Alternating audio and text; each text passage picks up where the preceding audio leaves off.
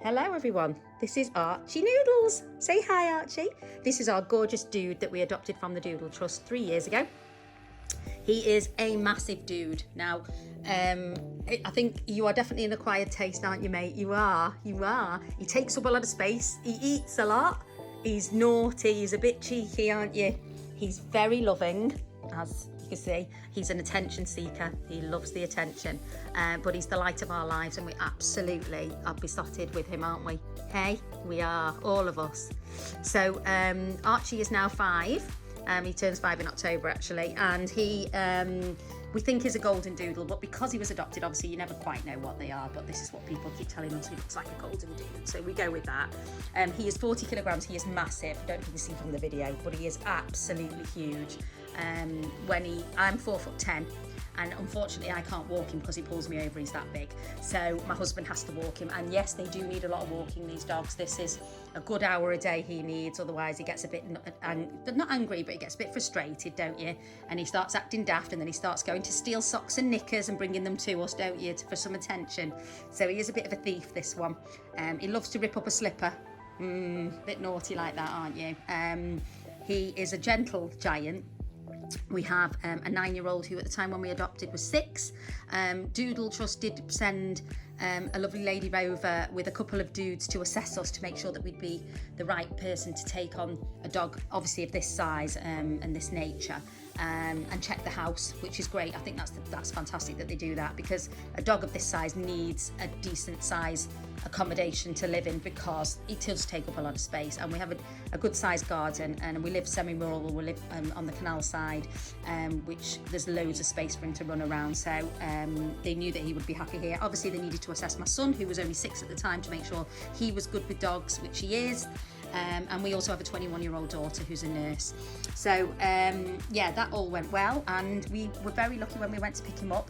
I had seen photos of him, and obviously on photo he just looks so adorable, but you don't realise till you see them sometimes how enormous this one was. I did get a bit of a fright, to be honest. He jumped up on me, his paws on my shoulder, and I nearly fell backwards. He was so heavy, and I thought, oh my God, it's a polar bear. But you know what? It didn't matter. We just fell instantly in love with him, and since then he's been nothing but spoilt rotten. He's living the life of Riley, aren't you? Yeah. He is not cheap to keep. That's one of the things I wanted to say. I think people don't realise. They think, I want a dog, and I'm in all the time now, I'm working from home, etc. First of all, they needed quite a bit of attention. He does like a bit of attention. He, cost-wise, is more costly than I would have thought. Luckily, we're in a position where we can afford to do that. But I don't think people realise sometimes, especially with the bigger dudes, grooming, especially because they're curly. I mean, he's like a really, really curly afro. And so he needs cutting every 8 weeks. He needs to go to the groomers. That can cost anything from £55 to £70, and we're in the north, so God knows what it costs you in the south. He needs a wash and brush up every 4 weeks, and which is around about £30. Or we do shower him and wash him and stuff, but it's very hard to brush him properly because his coat's so dense. So that's something we get the groomers to do. He's raw fed. We go to the farm shop for his feed. I know you don't have to raw feed them. We just find he poos less, and he's healthier and seems a lot more active and better on a raw diet. I know some people prefer kibble, that's fine.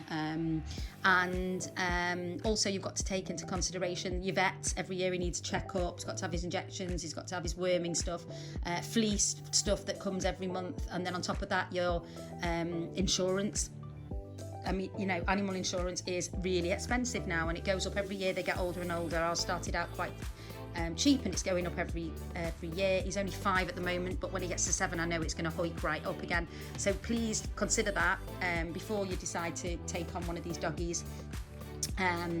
Also, the fact that, you know, you might get the odd slipper ripped up, or they might get the odd sock stolen and hidden in the garden, etc. I know he's pretty good with other dogs. I know some aren't, but he's great. He loves other animals, and he's kind to cats, etc. But yeah, I think the Doodle Trust do an amazing job. We are so privileged to have been allowed to take this guy on. He's going to have the best life, aren't you? As you can see, he's always chilled out. He has his rug. He sleeps in the bed. He just lives like one of us, don't you? He thinks he's a human. So thanks again to everyone at the Doodle Trust. You all do an amazing job. We have like a direct debit set up to them that we give a monthly amount. I think that's the least we can do to thank them for what they've done for us. And please God, in the future, you know, when this fella's not around, we'll get another dude. Definitely would like another one. Thanks again. I'm sorry I've been talking quite a bit, haven't I? So I hope I haven't bored you all too much. Have a great day, everyone.